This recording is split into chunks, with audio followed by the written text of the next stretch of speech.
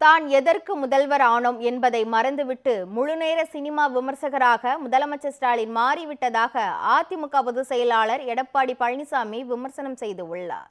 இதுகுறித்து அவர் வெளியிட்டுள்ள எக்ஸ்தல பதிவில், நாற்று நட்ட கைகளில் மழையில் நனைந்து முளைத்திருந்த நெல்லை பிடித்த போது விவசாயிகளில் விவரிக்க முடியாத வேதனையை உணர்ந்தேன் எனவும், இந்த நெல்லை பிடித்திருக்க வேண்டிய முதல்வரின் கை படக்குழுவினரின் கைகளை பற்றி கொண்டிருக்கிறது எனவும் விமர்சனம் செய்துள்ளார்.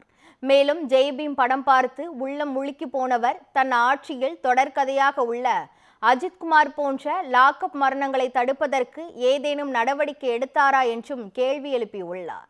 விவசாயிகள் மற்றும் மக்களின் கண்ணீரை உணராத இந்த குடும்ப மன்னராட்சியர்களுக்கு மக்களாட்சியின் சக்தியை உணர்த்த போகும் நாள் வெகு தொலைவில் இல்லை என்றும் அவர் தெரிவித்துள்ளார்.